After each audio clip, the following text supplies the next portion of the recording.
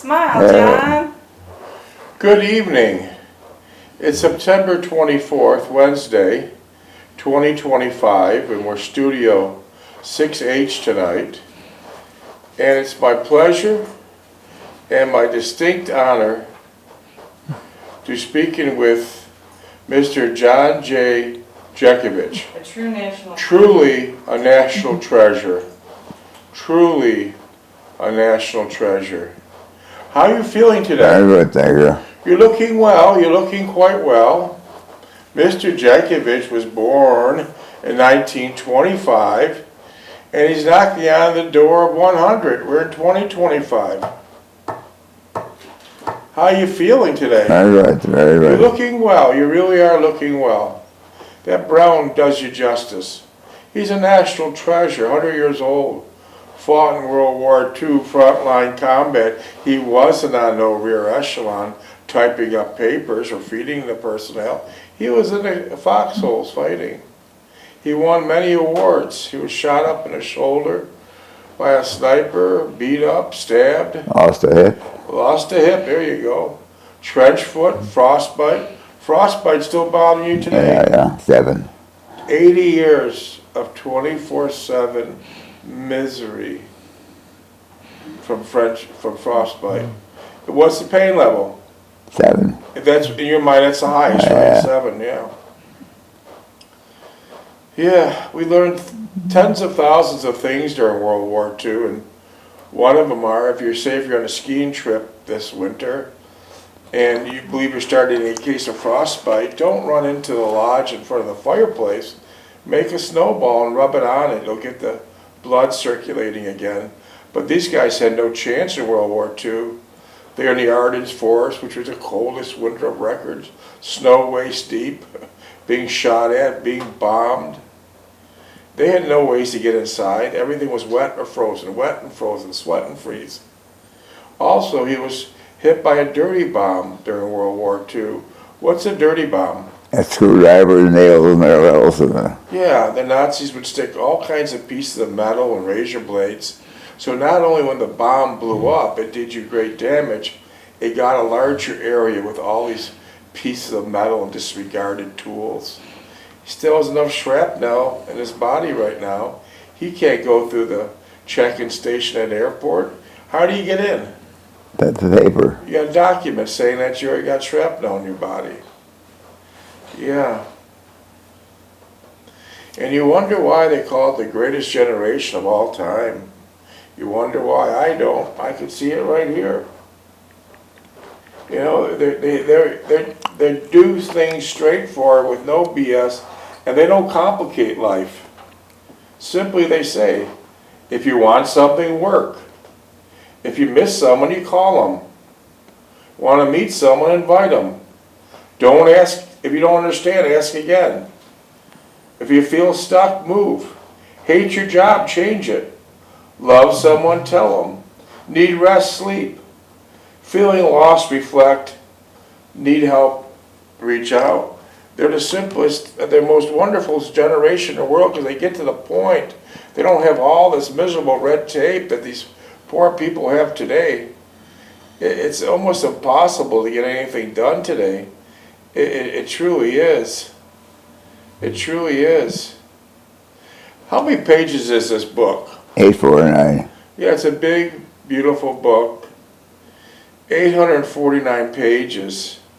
I get 12, 15 questions a day.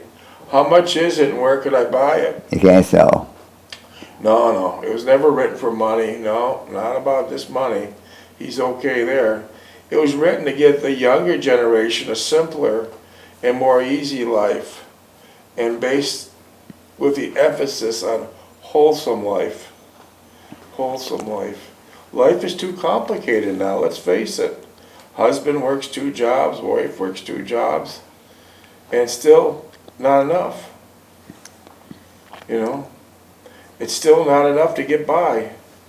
When Mr. Jeckovich was growing up, life was simple. Gasoline was 7 cents a gallon. A beautiful house was $2,000 or $3,000. A brand new car was $500. Things change, and not for the better, I can tell you that. And, you know, Like, for example, the husband would do the breadwinner, you'd go to work, and that was enough money to support the family. The wife would take care of the household, the children, and everything else in between, which was probably the hardest job. Well, that's how it was. They kept it simple. So if you have any questions for this World War II hero, simply text them at 407-366-0000. 407-366-0000.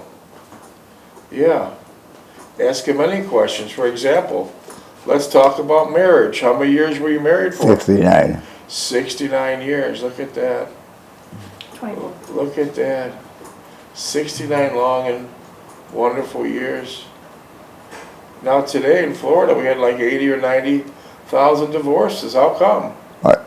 How come we have so many divorces? Money. Money, yeah. Money. You know, the honeymoon phase is over with in about a month or two, and then the struggle begins. It's truly a struggle. And many people are brainwashed. Work hard, put into your 401k, and pay off your house, and you'll be in high cotton at the end. I got news for you. That's a big lie. That's a big lie. If you follow that formula, you'll be flat-ass broke. Maybe 30, 40 years ago. Not today. That's a big lie. One of the readers texted us a couple months ago, and I'll use the example. They said they're in their 60s and they're getting ready to retire, and they have their house paid for in full, and they have $1 million in the bank. And I said, I would not want to be you. I would not want to be you. It's very expensive getting old, isn't it, Mr. Jeckovich? Yeah. And let me give you the reason why I told them I would not want to be you. When you get older, you become a human cash register. There's bills and things you need you never even thought existed. Never even thought existed.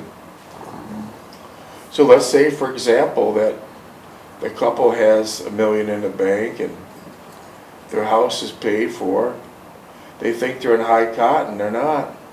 If they have one little hiccup and now they're sent to a wheelchair and they still want to live at home, let me tell you how it prices out.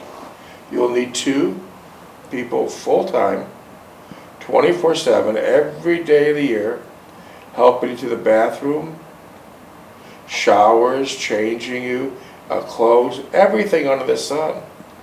And then you'll need a cook. It's hard to find a cook. And then you need a driver.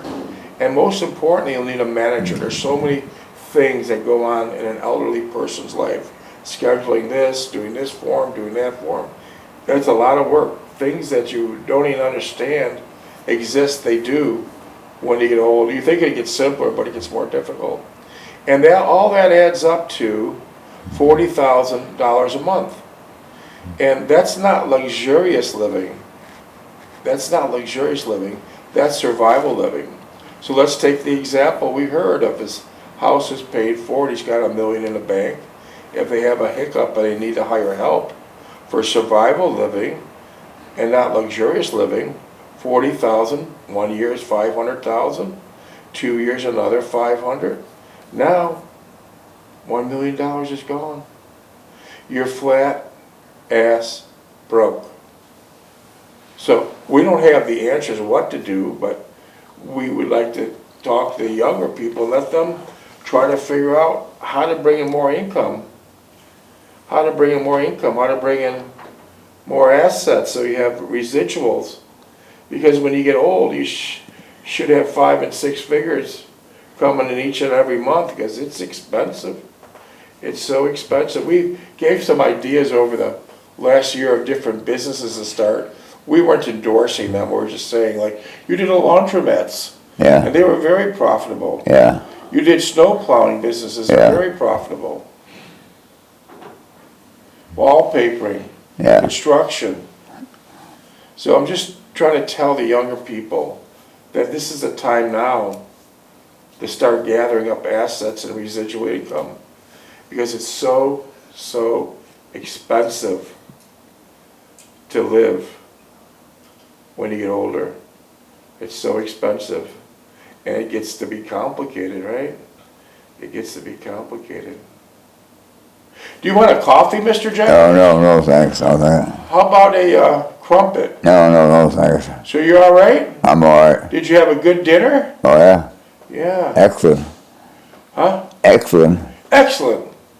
You know, most of your records from the war were burned in a government file decades later in St. Louis. We recovered some of your records. It was hard to do, but we recovered some of your records. And when you were drafted, you had a weight of 189 pounds. Yeah. How much do you weigh now? 151. You got a lot of catching up to do. Yeah, no, I don't think so. No? Your mother was from Poland. She was a damn good cook. Yeah. So she got you to 189, and now you're down to 151. Yeah, you're down to 151. And also, we found in your records that you were awarded the Bronze Star Medal, the Purple Heart Medal, the Army Good Conduct Medal, the American Campaign Medal, 18 minutes. the European, African, Middle Eastern Medal, and with 3 Bronze Service Stars, World War II Victory Medal, Army of Occupation Medal with Germany clasp, Combat Infantry Badge, Sharpshooter Badge with carbine, pistol, and machine guns. You were primarily a heavy-duty machine gun operator. Yeah. Primarily. Yeah. You wore a lot of other hats. How did you cool the barrel? What? How did you cool that barrel of the machine gun? With antifreeze. Water, antifreeze combination. Yeah. That barrel would get red hot Yeah. because you're kicking out a couple thousand rounds a minute. Yeah. How many caliber? 30. 30 caliber, that's a pretty nice size shell.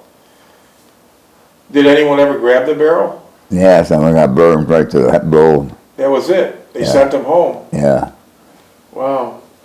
Also, Mr. Jeckovich was awarded the Marksman Badge and Rifle Bar and the Honorable Service Lapel Button.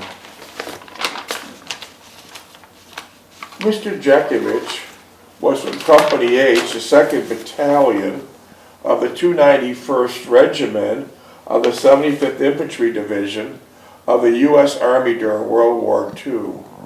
Mr. Jeckovich lives by the motto, yesterday is history, tomorrow is a mystery, and today's a gift, right? Right. Didn't you tell us some time ago that you blinked your eyes at 20 and now you're 100? Yeah. Did it honestly go by that fast? Yeah. Jeez. But it's amazing the memory you got, because I'm asking you about high school teacher, grammar school teachers, and you remember their names. Yeah. Trestle. For example, Trot Vocational High School, who was your electrician? Trestle. Yeah. Who was your accordion teacher?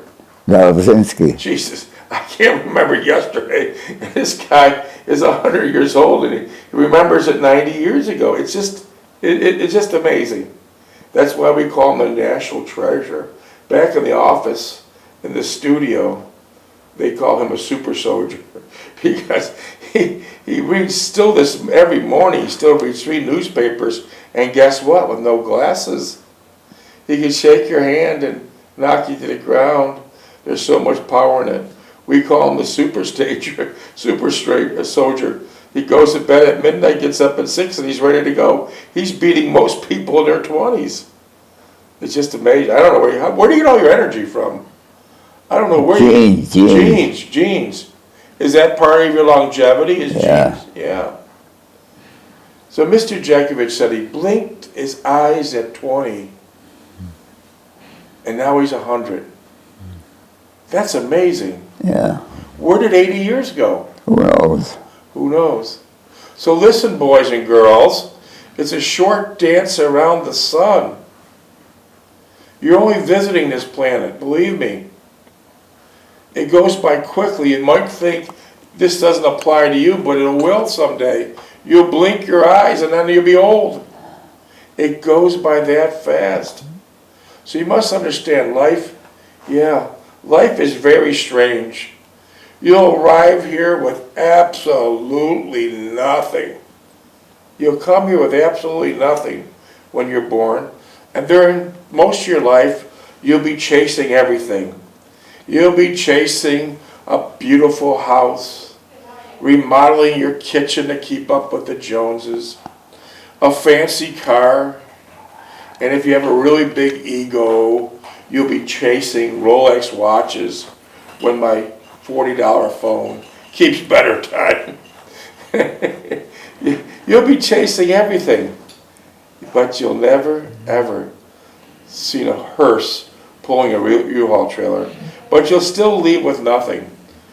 So the bottom line here is make sure your soul gains more than your hands. Make sure your soul gains more than your hands, right? Right. Yeah, geez.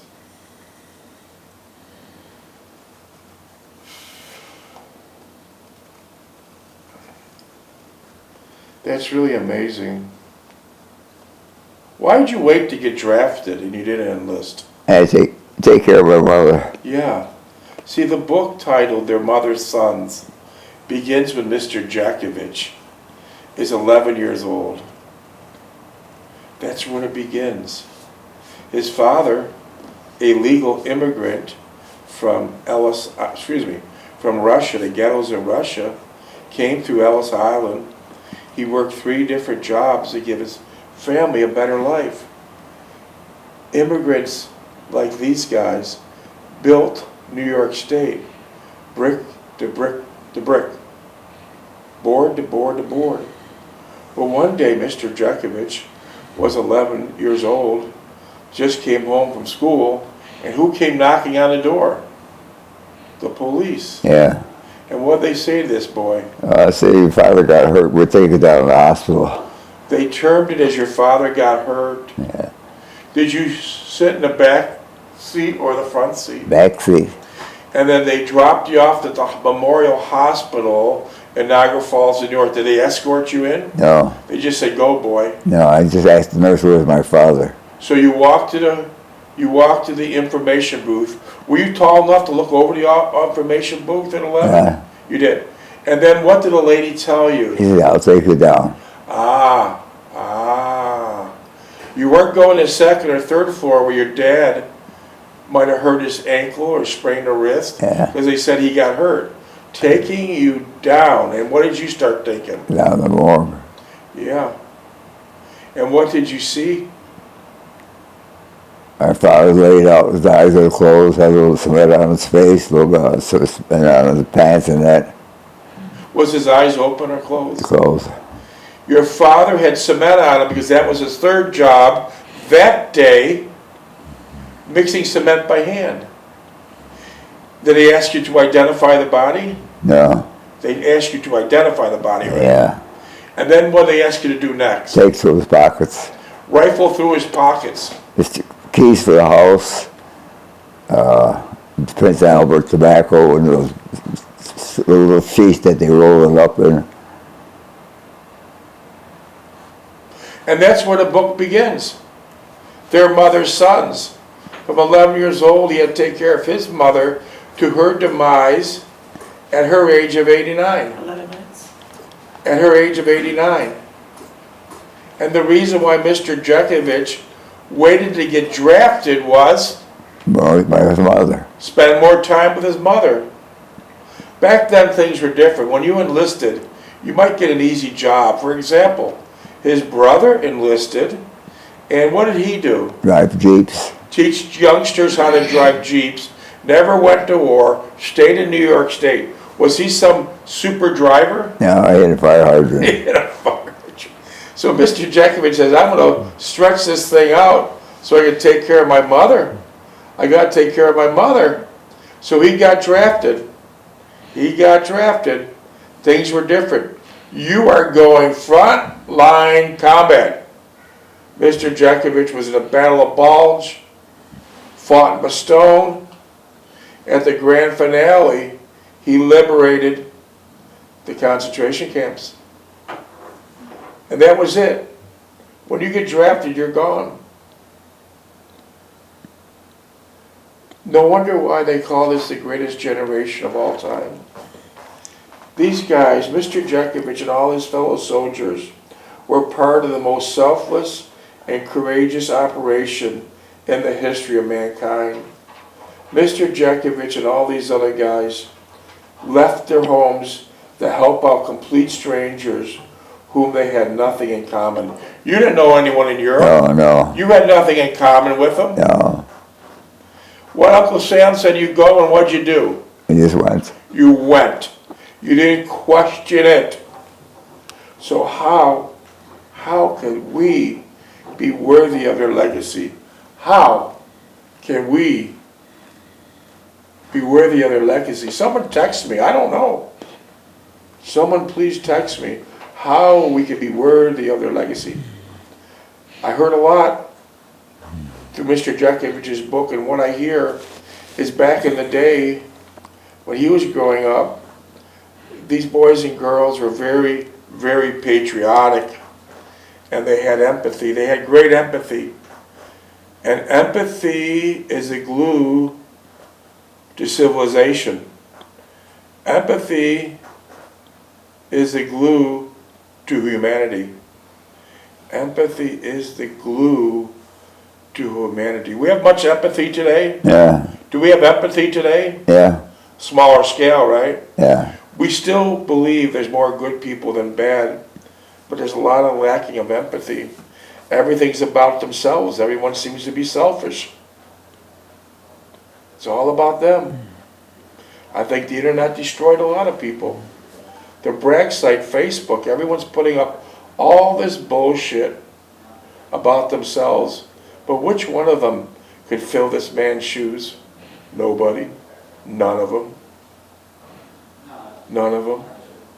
Keep in mind during World War II, 16,400,000 young boys and girls entered the war. Today, we have less than 4,000 World War II combat veterans. And they're all in their hundreds. Like this man, all in their hundreds. And we're losing them at a rate of 200 a day.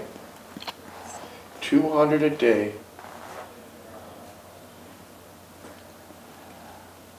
So if you have any questions to this natural treasure, do you have any questions to this natural treasure?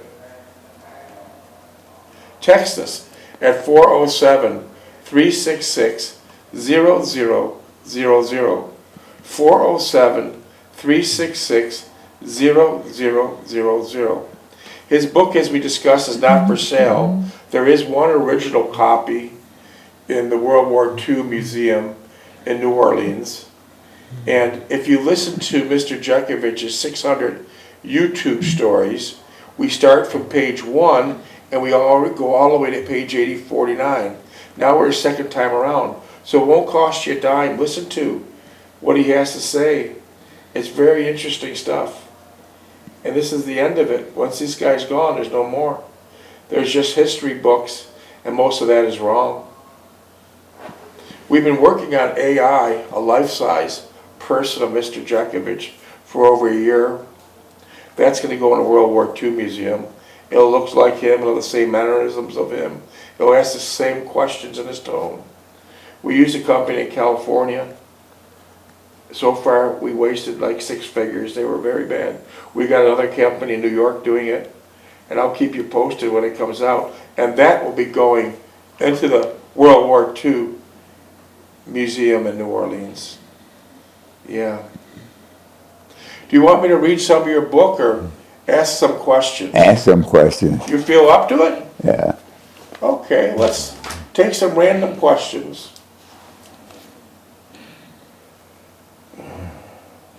Do you believe graduating from high school should be mandatory? No. No, okay.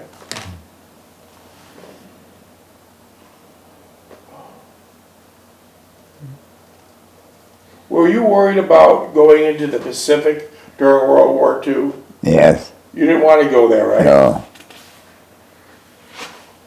Where did you grow up? What was your address? 3063 Orleans Avenue. Niagara Falls, New York. Was that a beautiful city? That was then? a beautiful city, beautiful city. How is it now? It's terrible. It's gone, it's gone. Could you briefly describe your street so we'll get an idea of what it was like when you were a boy? It was a beautiful street. Was it crowded? No, there were only 2 houses on the street. Yeah. And tell us a little trick. When you wanted to go ice skating the next day, what did you do? They opened the fire hydrant. Next day you had beautiful ice. Yeah. Was there a creek nearby you also skated on? Now what? Was there a creek nearby you also skated on? Oh yeah. What was the name of that? What was the name of that creek that you skated on? Hill Creek. Joe Creek. December 7th, 1941. You weren't old enough to be drafted. You're still caring for your mother. And then you got word the Japanese bombed Pearl Harbor. Where were you? I was skating on the creek. And then what did your mother say to He you? said, I guess you're going to be going. You'll be going soon. Yeah. Yeah. You'll be going soon. It was a funny story that you came home from furlough. Yeah. And you want to surprise your mother and your sister Sally. They weren't home. Tell us what happened next. They had a list of stuff for me to do. No, before that, you went into the refrigerator. I get the glass of orange juice, I drank that, and she had some meatloaf, I had that too. And what'd they say to you? He said, you just cooked their supper. You just stole her supper. Yeah. Jesus, the guy just came out for 2 or 3 weeks. And did your mother give you a list of things to do? Oh yeah. Like, what were some of the things on the list? Do you remember? Paint the house. Wow. Huh? Wow. She gave you big stuff to do. Yeah. What did she Wallpaper. Wallpaper? What did she tell you when you came home for furlough? You're not going to be lounging around on this couch all day, right? Yeah. She was tough. Yeah. Your mother was tough, and that's the reason why this man survived the war. That's the only reason why. But his mother played a rosary daily, so that was a good part of it. But your mother was tough, right? Right. She was tough. But loving. Loving though. Yeah, tough but loving, yeah. Yeah. But could you tell us some more of the things that your mother made you do? What other chores when you're on furlough your mother made you do? 2 minutes.